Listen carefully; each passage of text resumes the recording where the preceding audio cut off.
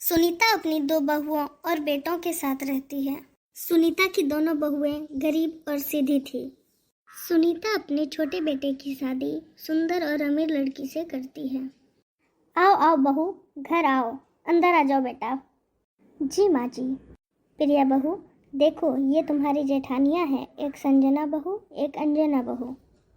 देवरानी जी, तुम आराम कर लो, बहुत थक गई होगी ना।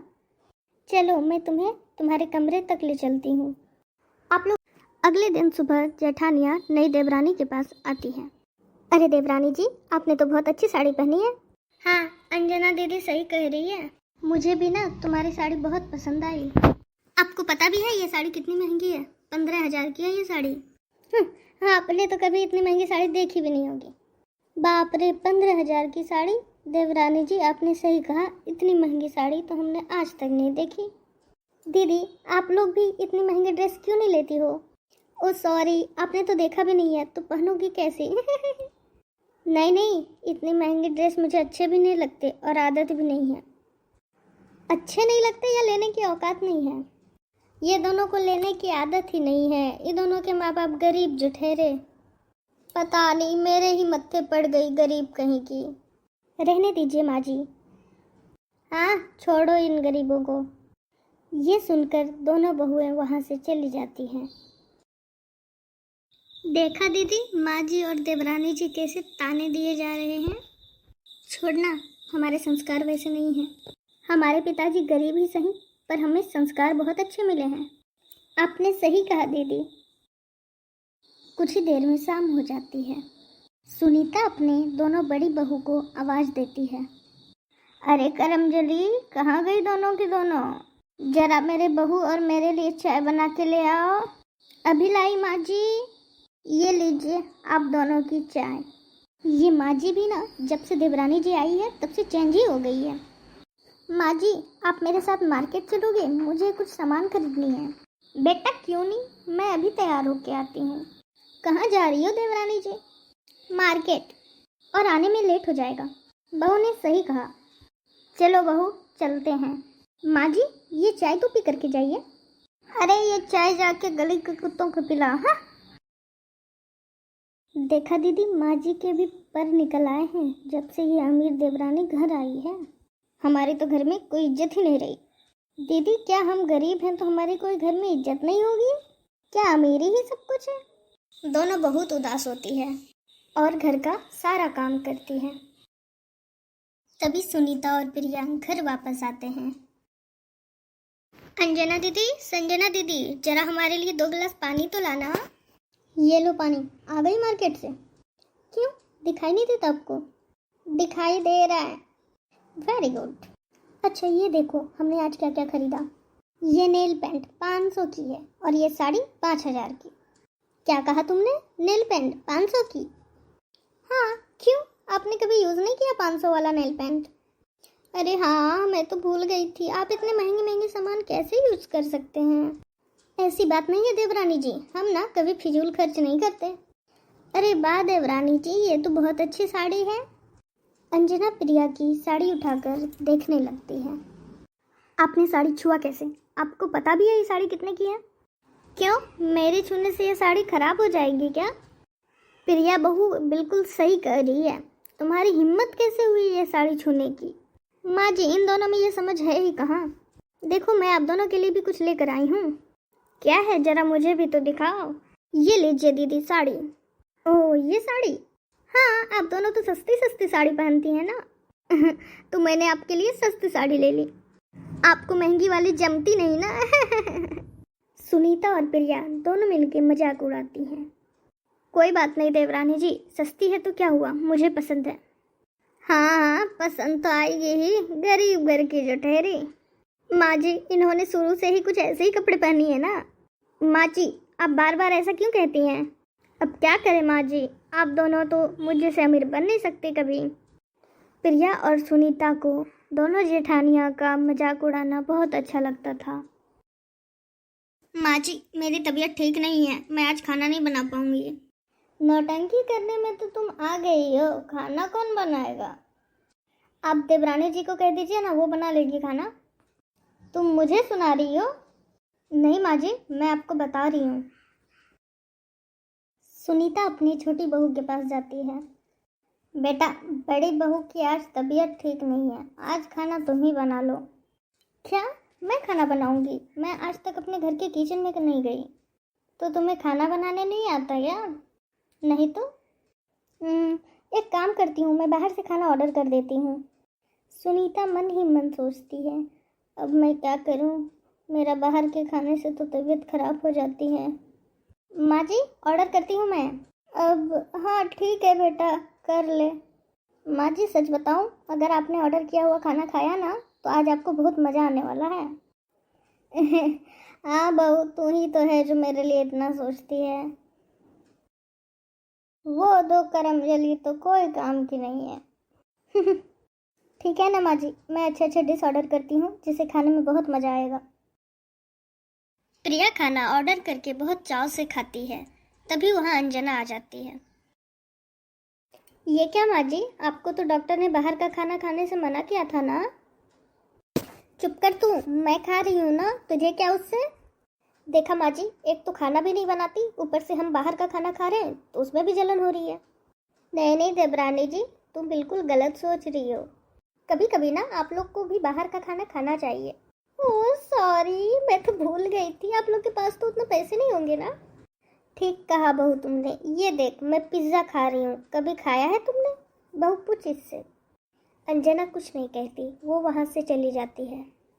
देखा माँ जी, अंजना दीदी हम दोनों को प्रिया अंजना और संजना को सुनाते हुए कहती है, आपको पता है माँ जी, मेरे मायके में मेरे पिताजी मेरे लिए ढेर सारा कपड़ा और खाने का सामान लाते थे। तुम्हारे पिताजी बहुत अमीर है बेटा, इन दोनों के पिताजी ऐसे थोड़ो ना है। माँ जी, हम तो कभी गरीबों की ज़िंदगी जी ही नहीं, एक दिन में हजारों हजार रुपया उड़ा दिया करती हूँ। शायद देवरानी जी तो बिल्कुल सही कह रही हो।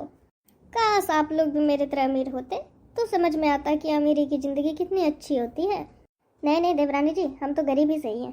गरीब ही सही, लेकिन हम सब मिलजुल के एक साथ रहते हैं, कभी किसी को ताने नहीं दिया करते हैं। माँ जी, इन दोनों की ना टांग खींचने में बड़ा मज़ा आता है। हाँ, दोनों गरीब है बहू, मुझे भी दोनों को ताने मारने में बड़ा मज़ा आता है। सुनीता और प्रिया की सुनाने की आदत दिन प्रतिदिन बढ़ती जा रही थी। हम गरीब हैं तो इसका मतलब ये नहीं कि हमारा मजाक उड़ाया जाए। अरे छोड़ ना, एक दिन सबका समय आता है, हम गरीब हैं तो क्या हुआ, हम दोनों ऐसे ही ठीक है। कम से कम किसी को ताने तो नहीं देते। दोनों बात कर रही थी कि प्रिया वहाँ आ जाती है। संजना दीदी, मेरे पास कुछ पुराने कपड़े और पुराने नेकलेस है, ये आप दोनों रख लो। नहीं नहीं, मैं ये कपड़े नहीं ले सकती। हम गरीब हैं इसका मतलब ये नहीं कि उतरन कपड़े रख लें। मुझे सुना रही है? ऐसे भी आप लोगों का औकात यही है। ये सुनकर अंजना को बहुत बुरा लगता है और वो वहाँ से चली जाती है।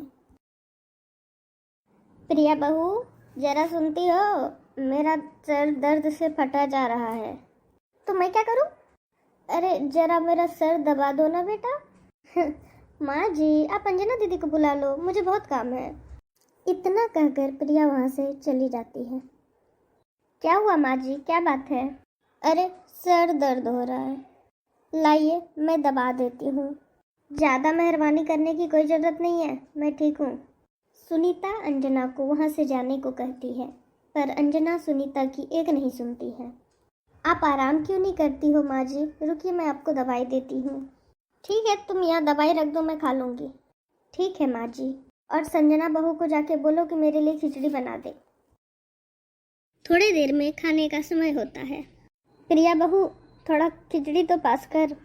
माँ जी आप खुद ले लो, मैंने नेल पेंट लगाया, खराब हो जाएगा तो। तुम अगर जरा सा खिचड़ी पास ही कर दोगी तो क्या जाएगा तुम्हारा। तुम चुप करो, मैं कुछ भी करूँ, तुम्हें उससे क्या मतलब। चुप करना सूरज, क्या हुआ, इसमें कोई बड़ी बात नहीं है, मैं खुद ले लूँगी। देखा, तुम कुछ ज़्यादा ही सोचते हो, इतना तो माँ जी भी नहीं सोचती। तभी संजना सुनीता को खिचड़ी परोस देती है। ये लीजिए माँ जी। हाँ ठीक है ठीक है। ये कैसी खिचड़ी बनाई है तूने, नमक कितना ज़्यादा है, मुझे मारने का इरादा है क्या? सुनीता संजना को जोर से डांटकर वहाँ से भगा देती है। प्रिया बहू, मेरे साथ जरा डॉक्टर के पास चल, मुझे आँख दिखानी है। माँ जी मैं अपना दोस्त के साथ पार्टी में जा रही हूँ, आप दीदी को लेके चले जाओ। मतलब तुम मेरे साथ नहीं चलोगी बेटा? नहीं, मेरे पास उतना टाइम कहाँ है माँ जी, आप किसी को भी लेके चले जाओ ना। वहीं पे संजना सुनीता से कहती है, माँ जी मैं भी बाजार जा रही हूँ, चलिए आपको मैं डॉक्टर के पास ले चलती हूँ। ले जाइए, आप लोग के पास तो बस यही काम बचा है, दूसरों का काम करना। अंजना तुम खाना बना के रखना, मैं माँ जी को दिखा के लाती हूँ। अंजना सुनीता को डॉक्टर के पास ले जाती है और चेकअप करा के घर वापस आती है। प्रिया बहू मेरे लिए एक कप चाय तो बना दे। माँ जी देखिए मेरे सर में बहुत दर्द हो रहा है, चाय आप खुद बना लो। रुकिए माँ जी, मैं आपके लिए अदरक वाली चाय बना के लाती हूँ, उससे आपकी तबीयत भी ठीक रहेगी। माँ जी जब घर में दो दो नौकरानियाँ हैं तो आप मुझे कहती ही क्यों हो। दोनों बहुएं ये बात सुन रही थी, फिर भी वो प्रिया को कुछ नहीं कर रही थी। संजना दीदी हम बस ताने पे ताने सुनते जा रहे हैं, जबकि हमारी गलती भी नहीं है। अरे कोई बात नहीं अंजना, हमारे माता पिता ने ऐसे संस्कार दिए ही नहीं जिससे हम बड़ों के मुंह लगे। ये सब बातें अंजना और संजना के पति सुन रहे थे।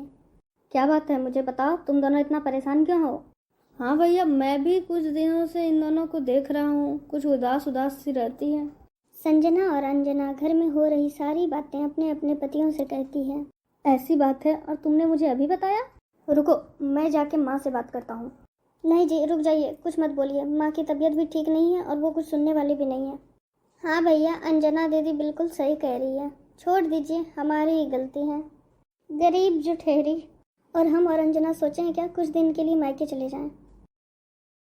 अंजना और संजना दोनों अपने अपने मायके चली जाती हैं। यहाँ सुनीता और प्रिया साथ रहती हैं। माँ जी मुझे मार्केट जाना है, शाम तक वापस लौट आऊँगी। ठीक है बेटा चले जा, पर माँ जी मुझे आने में थोड़ा लेट हो जाएगा, आप सूरज जी को खाना दे देना। कुछ ही देर में सूरज वापस आता है। तब माँ तुम्हारी तबीयत ठीक नहीं रहती है, तुम मुझे खाना क्यों परोस रही हो? प्रिया कहाँ है? अरे बेटा वो मार्केट गई हुई है, आ जाएगी, तुम पहले खाना खा लो। इतने में ही सुनीता की पड़ोसन सरोज उसके घर आती है। अरे सरोज तुम यहाँ, चल अंदर आ जा, बैठ। नहीं आंटी मैं तो बस एक कार्ड देने आई थी। इतने में ही प्रिया वापस आती है। अरे बहू तू आ गई, देख सरोज आई है, जरा उनके लिए चाय तो बना दे। आपको दिखाई नहीं देता मैं कितनी थक के आई हूँ? प्रिया बहू ऐसे क्यों बोल रही हो, जाके खुद बना लीजिए चाय, मुझे आराम करना है। बाप रे बाप तुम्हारी बहू तो बहुत तेज है, तुम्हारी बाकी की दो बहू कहाँ है? अरे वो दोनों अपने मायके गई हुई है। एक बात कहूँ आंटी, आपकी जो छोटी बहू है बहुत ही बदतमीज है। अरे नहीं नहीं मेरी छोटी बहू बहुत अच्छी है, जरा थक गई होगी ना इसीलिए। जो भी हो मुझे आपकी वो दोनों बड़ी वाली बहू अच्छी लगती है, वो दोनों तो बहुत गरीब घर की है और कामचोर एक नंबर की। ये आप कैसे बात करती हैं? गरीब और अमीर क्या होता है, बस दिल की अच्छी होनी चाहिए, जो कि तुम्हारी दोनों बड़ी बहू हैं। अरे प्रिया बहू भी बहुत अच्छी है, हमेशा मेरा साथ देती है। वो तो जरा अभी थकी हुई है ना इसीलिए। थोड़ी देर बाद सरोज वहाँ से चली जाती है, पर सुनीता सोच में पड़ जाती है। क्या सरोज सही कह रही थी, कहीं मैं गलत तो नहीं हूँ? नहीं नहीं मैं गलत कैसे हो सकती हूँ, मैं अभी प्रिया बहू के पास जाती हूँ। प्रिया बहू क्या बात है? कुछ नहीं, क्या काम है बताइए। कुछ नहीं, मैं ये कह रही थी कि आज रात का खाना तू बना दे, मेरे सर में ना बहुत दर्द है। अच्छा पड़ोसन से बात करने में सर दर्द नहीं दे रहा था? मैं खाना नहीं बना पाऊंगी, आप खुद बना लो। कहीं ना कहीं सुनीता को अपने दोनों बहुओं की बहुत याद आ रही थी। शायद मैं ही गलत हूँ, पर अब क्या करूँ? फिर भी सुनीता को कुछ समझ में नहीं आता, इतना कुछ हो जाने के बाद भी वो प्रिया को ही अच्छी बहू मानती है। प्रिया बहू, ए प्रिया बहू कहाँ गई बेटा? क्यों चिल्ला रही हो माँ जी, मैं यही हूँ मैं। मुझे ना कुछ पैसे चाहिए, इलाज करवाना है। संजय बेटा भी नहीं है जिससे मैं पैसा ले सकूं, तू जरा सूरज से कह के पैसा दिलवा दे। माँ जी सूरज के पास अभी पैसे नहीं है, वो खुद परेशान है अभी। बहू मुझे इलाज करवाना है, पिछली बार तो संजना बहू ने इलाज करवा दिया था, तेरे पास तो पैसे होंगे ना बेटा? नहीं मेरे पास पैसे नहीं है, प्लीज आप मुझे परेशान मत करो। कुछ ही देर बाद सुनीता प्रिया के कमरे में कुछ लेने आती है। ये बुढ़िया तो मेरे पीछे ही पड़ गई है, जब भी देखो पैसा पैसा पैसा मांगते ही रहती है। हे भगवान, ये मैंने क्या कर दिया? मेरा तबीयत इतनी खराब हो रही है। सुनीता वहीं बेहोश हो जाती है। तभी दोनों बहुएं ससुराल आकर अचानक देखती हैं। माँ जी, माँ जी उठिए, माँ जी आपको क्या हो गया? उठिए माँ जी, ये आपको क्या हो गया? संजना डॉक्टर को फोन करती है और अपनी सास को डॉक्टर से दिखाती है। तुम्हें शर्म नहीं आती? माँ जी यहाँ बेहोश पड़ी थी और तुम रूम के अंदर थी। अगर हम यहाँ नहीं आते तो क्या हो जाता तुम्हें पता भी है? इतनी भी गिरी हुई औरत नहीं होती, औरत हो के औरत का दर्द नहीं समझती है। इतने में संजय, सूरज और शुभम वहाँ पे आ जाते हैं। संजय जी, अपनी माँ का ध्यान रखिए, उसकी तबीयत बहुत ज़्यादा खराब हो गई थी। जी ठीक है। कुछ ही देर में सुनीता को होश आ जाता है। माँ जी आपको होश आ गया, अब आप कैसी हो? हाँ माँ जी आप आराम करो, अब मैं आ गई हूँ ना, डॉक्टर ने आपको आराम करने को कहा है।